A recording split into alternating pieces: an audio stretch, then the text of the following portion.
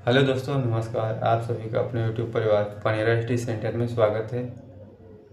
आइए देखते हैं भारत की राज्य व्यवस्था, शासन व्यवस्था, कैसे हमारे संविधान का निर्माण हुआ और कैसे हमारे देश में संसदीय प्रणाली चला। पहले राज्य व्यवस्था था और इस राज्य व्यवस्था को कैसे संसदीय प्रणाली संसद के द्वारा संचालित होने लगा, कैसे बना, क्या क्या अड़चनें आई और उसके साथ ही यह रूप कैसे लिया। राज्य व्यवस्था से डायरेक्ट जो है संसदीय प्रणाली पे नहीं आया। सबको पता है किसी चीज़ को परिवर्तन करने के लिए सबसे पहले उस चीज़ के विषय में जानना, समझना, उसको लागू करवाना बहुत कठिन होता है।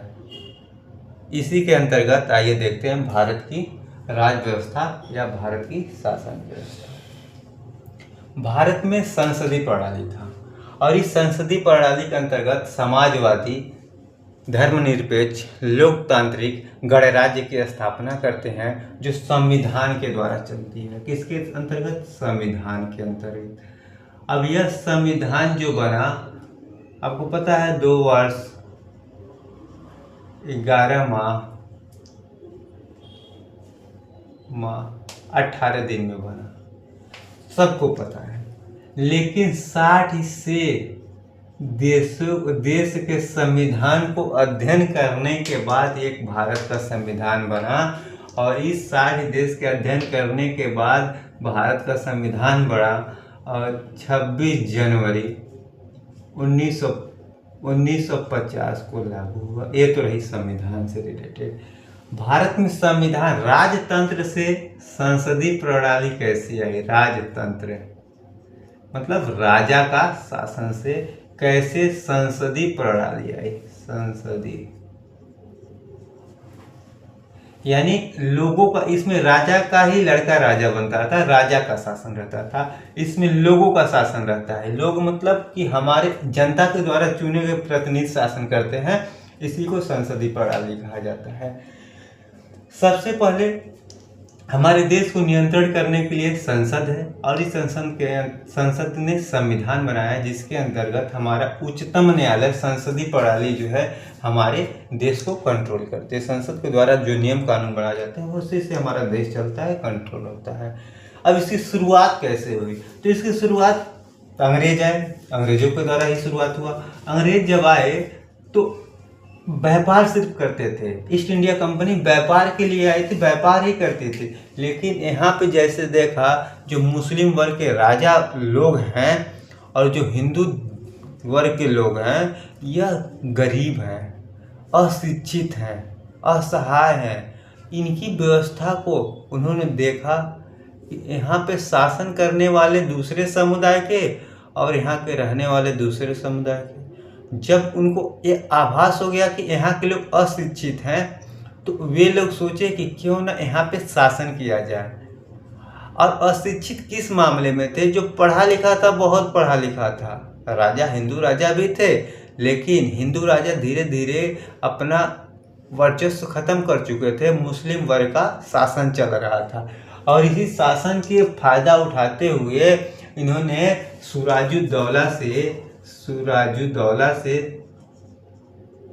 दौला से अंग्रेजों के रॉबर्ट क्लाइव, एक व्यक्ति था, रॉबर्ट क्लाइव, उस समय बंगाल प्रेसिडेंसी का गवर्नर था, के साथ प्लासी का युद्ध किया 1757 में।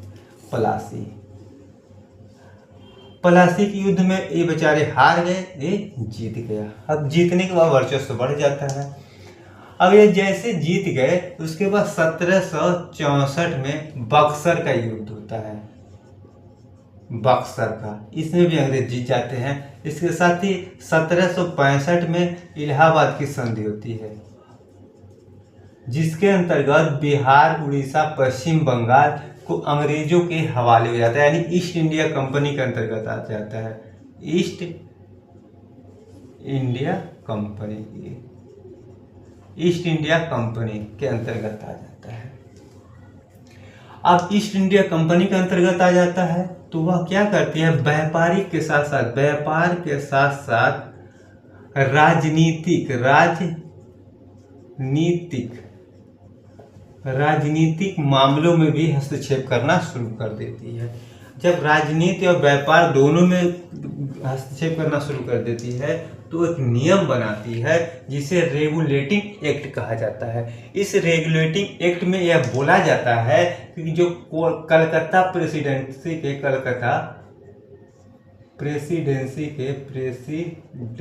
के गवर्नर हैं उनको अब इस रेगुलेटिंग एक्ट के अंतर्गत इसे गवर्नर जनरल कहा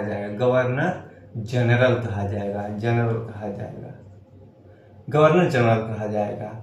और यह गवर्नर जनरल बने कौन? सबसे पहले भारत के गवर्नर जनरल बोला जाए तो वारेन हेस्टिंग यह गवर्नर जनरल बनते हैं हमारे देश के प्रथम। कलकत्ता प्रेसिडेंसी को गवर्नर जनरल बोला गया और उस गवर्नर जनरल में जो है वारेन हेस्टिंग बनते। इसके साथ ही 4 सदस्य 1774 में, एक साल बाद 1774 में 4 सदस्यों वाले उच्चतम न्यायालय की स्थापना होती है। उच्चतम न्यायालय की स्थापना होती है और उस उच्चतम न्यायालय के जो प्रथम अध्यक्ष बनते हैं वह भी कहाँ के? ब्रिटेन के। उनका नाम जो है इलिजा इम्पी। यह प्रथम जो है उच्चतम न्यायालय के 4 सदस्यों की एक कमेटी बनती है जिसे उच्चतम न्यायालय नाम दिया जाता है और इलिजा इम्पी इसके अध्यक्ष बनते हैं। प्रेसिडेंट जिसे बोलते हैं, अध्यक्ष बनते हैं।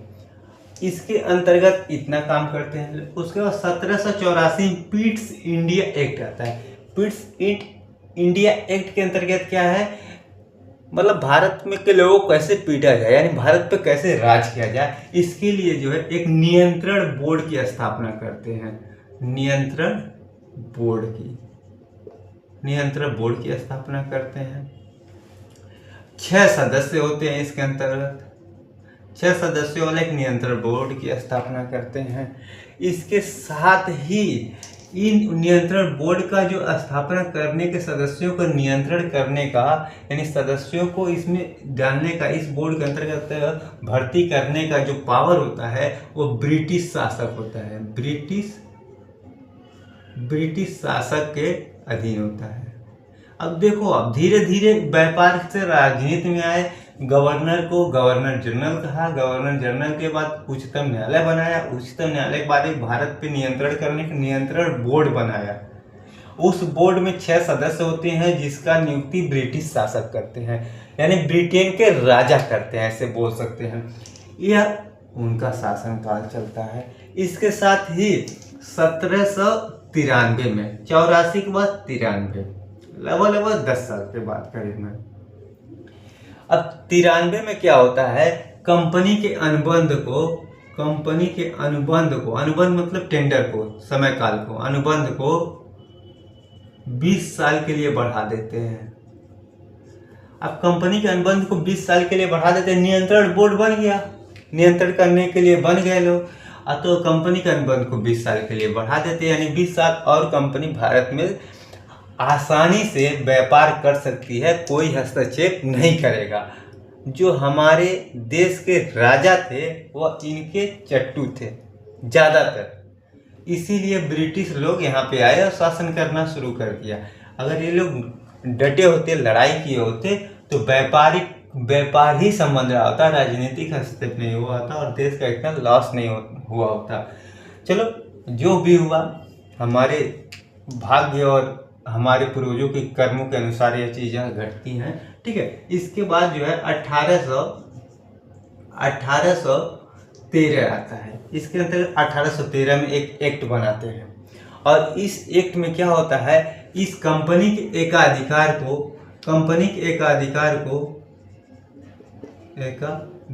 को समाप्त कर देते हैं। मतलब कंपनी जो है, अब कंपनी नहीं रह गई, ईस्ट इंडिया कंपनी नहीं रह गई, इसके एकाधिकार को समाप्त कर देते हैं कि यहाँ का शासक है, हमारा अधिकार नहीं है। उस पर एकल अधिकार था ना, कि उसके अधिकार को समाप्त कर देते हैं। साथ ही साथ चीन के साथ व्यापार संबंध स्थापित करते हैं और चाय को भी जो है ये लोग चाय को व्यापार के लिए एकदम खुलेआम छूट देते हैं, एकाधिकार पर बना रहता है। चीन के साथ और चाय के साथ उनका एकाधिकार बना रहता है। इसके साथ ही जो हमारे विद्वान है, विद्वान को 1 लाख प्रोत्साहन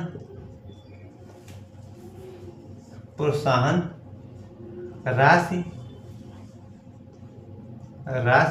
पुरस्कार में देते हैं, प्रोत्साहन राशि देते हैं। विद्वानों को प्रोत्साहित करने के लिए 1 लाख, हिंदी साहित्य को बढ़ाने के लिए, हिंदी साहित्य को आगे बढ़ाने के लिए 1 लाख प्रोत्साहन राशि देते हैं। इसके साथ ही अब 1833 का एक्ट आता है। 1833 के एक्ट में क्या करता है, गवर्नर जनरल, जो बंगाल के अब गवर्नर जनरल होते हैं, गवर्नर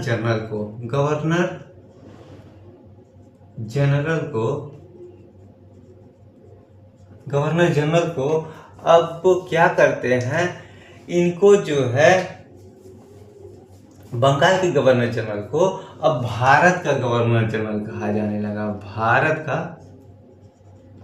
गवर्नर जनरल कहा जाने लगा। अब भारत का गवर्नर जनरल कहा जाने लगा। अब देखो, बंगाल कलकत्ता प्रेसिडेंसी के थे, बंगाल के गवर्नर जनरल थे। अब इस गवर्नर जनरल को भारत का गवर्नर जनरल बुलाया जाता है, क्योंकि इन्होंने नियंत्रण बोर्ड बना लिया। नियंत्रण बोर्ड के अंदर इस गवर्नर को भारत का गवर्नर जनरल कहा जाता है। और इस गवर्नर जनरल को जो बने हैं, प्रथम गवर्नर जनरल जो बनते हैं वह लॉर्ड विलियम बेंटिंक बनते हैं। लॉर्ड विलियम बेंटिंक को जो है भारत का प्रथम गवर्नर, बेंटिंक को भारत का गवर्नर जनरल नियुक्त किया जाता है।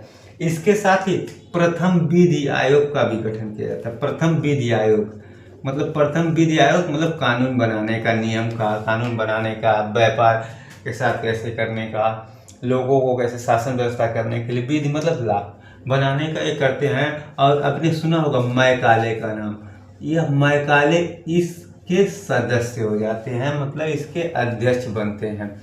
ठीक है, प्रथम विधि आयोग का गठन करते हैं मैकाले, इसके जो है विधि के गवर्नर जनरल के रूप में परिषद में शामिल कर लिया जाता है। बहुत लोगों ने आप सुना होगा कि जो हम लोग हिस्ट्री पढ़ते हैं वो मैकाले की हिस्ट्री लिखी हुई है, इसके लिए पढ़ते हैं मैकाले द्वारा। अब यह तो इतना काम करते हैं, गवर्नर जनरल बना देते हैं, भारत का गवर्नर जनरल कहता है। लॉर्ड विलियम बेंटिंक प्रथम गवर्नर जनरल बनते हैं, प्रथम विधि आयोग बनता है, उसके अंदर मैकाले होते हैं। अब 1833 का एक्ट समाप्त, 1853 आता है। अब इसमें क्या करते हैं, भारतीय केंद्रीय परिषद में स्थानीय का प्रतिनिधित्व करने लगते हैं।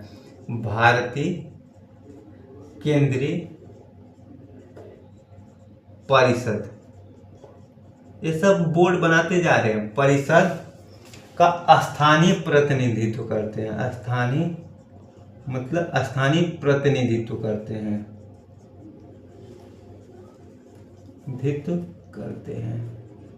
स्थानीय प्रतिनिधित्व करते हैं।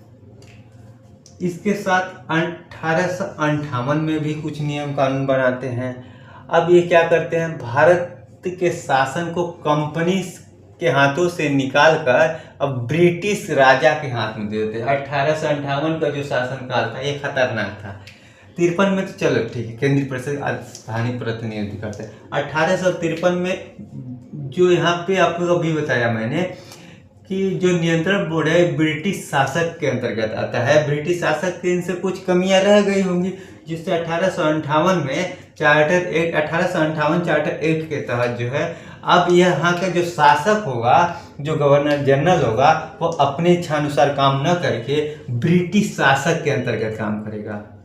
ब्रिटिश शासक के अंतर्गत, शासक के द्वारा नियंत्रण किया जाएगा, भारत का द्वारा नियंत्रण किया जाएगा।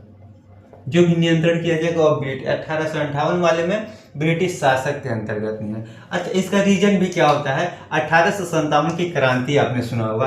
1857 में जो क्रांति होती है तो वो इन बड़े आला अफसर के द्वारा उनको लगता है ब्रिटिश शासक को कि ये अब कंट्रोल भारत पे नहीं कर पाएंगे, तो ये अपना नियंत्रण जो है अपने हाथ में ले लेते हैं। मंगल पांडे का जो घटना होता है बैरकपुर छावनी का, ठीक है, प्रथम स्वतंत्रता आंदोलन का, यह धीरे धीरे बढ़ता जाता है, जिससे इसको लगता है ब्रिटिश शासक को कि इनके बस का नहीं है, तो अपने हाथ में ले लेते हैं। अब ब्रिटिश शासक के द्वारा नियंत्रण किया जाने लगता है। इसके साथ ही अब यहाँ पे क्या करते हैं, गवर्नर जनरल के पद को खत्म कर देते हैं। अब गवर्नर जनरल के पद को खत्म करके वायस राय का एक नया पद बनाते हैं, वायस राय। क्यों? क्योंकि अब शासन किसके हाथ में चला गया, ब्रिटिश शासक के हाथ में चला गया पूरी तरह से। अब गवर्नर जनरल की पद ही नहीं था, लेकिन उसी पद को कायम रखने के लिए, भारत को कंट्रोल करने के लिए किससे संपर्क करता है ब्रिटिश राजा, एक उसके लिए व्यक्ति को खड़ा करता है जिसे वायसराय कहा जाता है। और इस वायसराय का जो प्रथम बनते हैं लॉर्ड कैनिंग बनते हैं, लॉर्ड कैनिंग। लॉर्ड कैनिंग जो है प्रथम भारत के वायसराय बनते हैं। यह गवर्नर जनरल को, मतलब यह पद कैसा होता है, गवर्नर जनरल वाला ही होता है। जनरल का पद जो है अब सीधे, जैसे गवर्नर जनरल पद समाप्त करके नाम समाप्त वायसराय दे दिया, और लॉर्ड कैनिंग प्रथम जो है यह क्या बनते हैं, प्रथम भारत के वायसराय बनते हैं 1858 में। यह तो रही कुछ इनकी जानकारी। अब इसके आगे बहुत बड़ा खेल होता है। अब इसके आगे बड़ा खेल होता है लॉर्ड मार्ले मिंटो रिफॉर्म 1919 में। मार्ले मिंटो रिफॉर्म में क्या आता है, मार्ले मिंटो रिफॉर्म में क्या होता है कि शासन व्यवस्था जो चलती है वह मार्ले जो थे भारत पे शासन करते हैं, और मिंटो जो है ये भी भारत पे रहते हैं, लेकिन मार्ले जो है भारत की तरफ से प्रतिनिधित्व करते हैं, और मार्ले जो है वह ब्रिटिश की तरफ से प्रतिनिधित्व करते हैं। तो इसी प्रतिनिधित्व को करने के लिए मार्ले मिंटो का नियम बनाया जाता है। इस मार्ले मिंटो के नियम के अनुसार जो है कुछ कार्य किए जाते हैं, जैसे मार्ले को भारत का सचिव और मिंटो को भारत का वायसराय स्थापित किया जाता है।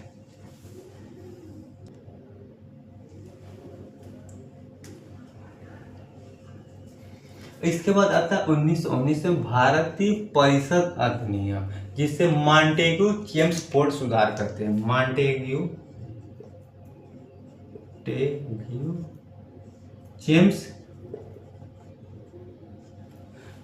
चेम्सफोर्ड सुधार।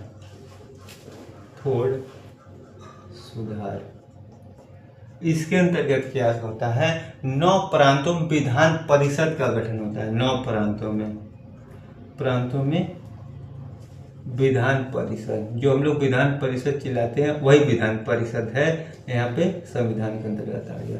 विधान परिषद का देखिए, भारतीय परिषद अधिनियम मॉन्टेग्यू चेम्सफोर्ड सुधार बनाया गया, जिसमें मॉन्टेग्यू भारत के सचिव थे, चेम्सफोर्ड जो है भारत के वायसराय थे। इन्होंने 9 प्रांतों में विधान परिषद का गठन किया।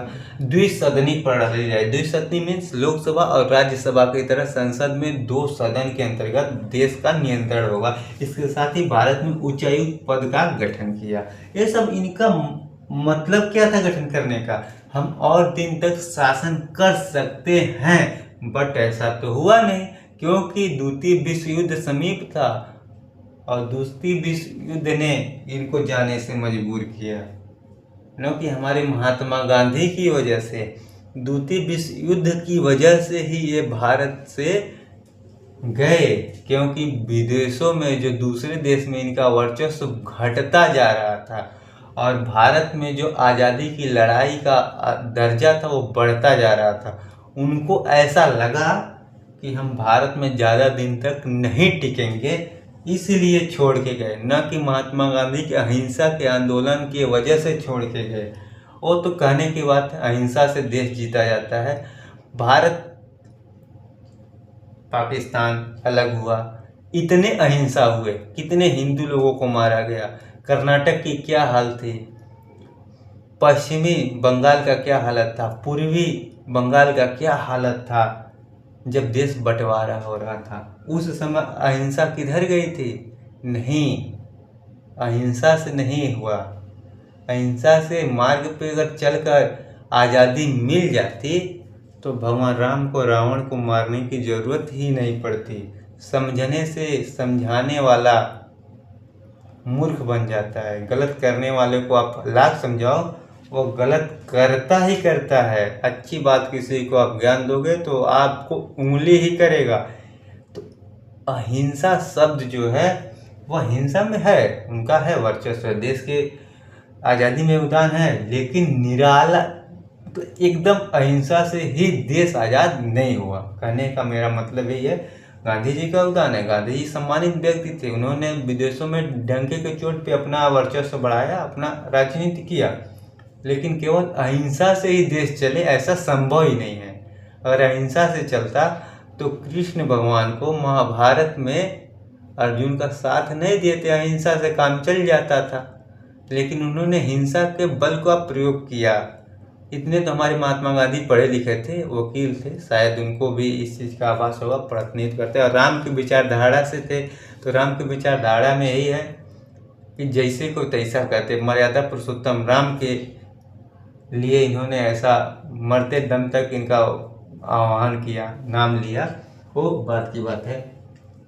इसके साथ ही भारतीय शासन अधिनियम में प्रांतीय स्वायत्तता किया। प्रांतीय स्वायत्तता का मतलब हो गया कि प्रांतों को जो है पूर्णतः स्वतंत्र किया गया, यानी उनको जो है प्रांतीय स्वायत्तता का मतलब कि प्रांत को अब शासन व्यवस्था जो है किसी एक व्यक्ति की नहीं, एक सरकार के हाथों में होगी। 1935 में बर्मा को भारत से अलग कर दिया, साथ ही 2 नए प्रांत पर उड़ीसा और सिंध बनाए। इसके बाद आ जाता है 1947 भारतीय स्वतंत्रता अधिनियम। इस अधिनियम के अंतर्गत जो है बनाए जाते हैं कुछ नियम। इसके साथ ही इसमें 35 में जो है जब ये अधिनियम बनाया गया था, 321 अनुच्छेद तथा 10 अनुसूचियां को शामिल कर दिया गया था। एक नियम बनाया गया था इस धारा के अंतर्गत, इस नियम कानून के अंतर्गत यह रहेगा, वो रहेगा, देश में कौन क्या रहेगा, कैसे, ये सब बनाया गया। इसके साथ ही 1947 में अधिनियम स्वतंत्रता अधिनियम बनाया गया। स्वतंत्रता अधिनियम बनाने का मेन उद्देश्य था कि इनका जो है विदेशों में वर्चस्व धीरे धीरे घट रहा था, और धीरे धीरे घटने की वजह से इनको पता चल रहा था कि हम ज़्यादा दिन तक शासन नहीं कर पाएंगे, इसके लिए उन्होंने छोड़कर जाना पड़ा। और 15 अगस्त 1947 को ही चले गए, लेकिन उन्होंने ऐसा रणनीति अपना के गए कि 2 प्रांत बना, डोमिनियन, 2 स्वतंत्र प्रांत बना दिया, एक पाकिस्तान, एक हिंदुस्तान, जिसे आज हम लोग भारत इंडिया कहते हैं। इंडिया कहना सही है, बिल्कुल सत्य है, लेकिन पहले हमारा देश हिंदुस्तान था, हिंदुओं का स्थान था। पाकिस्तान में पाक लोगों का स्थान है, जिसे मुस्लिम कहते हैं। मुस्लिम शब्द में पाक अच्छा शब्द माना जाता है। तो हमारे हिंदुस्तान में, भारत में हिंदू के लोगों को हिंदुस्तान क्यों नहीं कहा जा सकता, इस बात की बातें हैं। इसी नियम के अंतर्गत जो है स्वतंत्रता अधिनियम बनाया गया, और इसी अधिनियम के अंतर्गत देश को आज़ाद किया गया। 15 अगस्त 1947 को आज़ाद किया गया, जिसके अंतर्गत भारत में संविधान लागू हुआ। आपको पता है कि 26 जनवरी 1950 को या 1950 को जो है ये संविधान पूरी तरह से हमारे देश में बनकर तैयार हो गया था। 49 में 26 नवंबर 1949 में बनकर तैयार हो गया था, ये तो पूरी तरह लागू था। लेकिन 26 जनवरी 1950 को लागू क्यों किया गया? क्योंकि 26 जनवरी 1950 को हमारे देश के प्रथम जवाहरलाल नेहरू ने स्वतंत्रता आंदोलन की घोषणा कर दी थी, स्वतंत्र राष्ट्र की घोषणा किया था। इसीलिए 26 जनवरी का इंतजार किया गया। 26 नवंबर को बना था, मतलब करीब में 2 महीना इंतजार करना पड़ा। उसके बाद लागू कर दिया गया पूरे देश में, और लागू होने के बाद ही जब जवाहरलाल नेहरू बने तो उनको देश के विकास की नींव नहीं दिखी। हिंदू कोड बिल लाना अच्छा समझा कि हिंदू कोड बिल लाएंगे अच्छा होगा। देश को आज़ादी मिलने के बाद देश की प्रगति की जरूरत होती है, तो हिंदू कोड बिल लाकर हिंदुओं में ही अहिंसा करवा दिए। इसीलिए हम लोग बोलते हैं कि जापान आ गया, चाइना आ गया, रसिया आ गया, वहाँ पे नियम कानून अच्छे हैं। यहाँ पे भी नियम कानून अच्छे हैं, पालन करने वाला होना चाहिए, और जो पालन करके आगे बढ़ जाए वही देश के लिए, राष्ट्र के लिए समर्पित रहता है। एक जवान जो बॉर्डर पे खड़ा है वही नहीं देश की सेवा कर, आप भी देश की सेवा करते हैं, कर सकते हैं, बट अपने देश के प्रति श्रद्धा होनी चाहिए। धन्यवाद।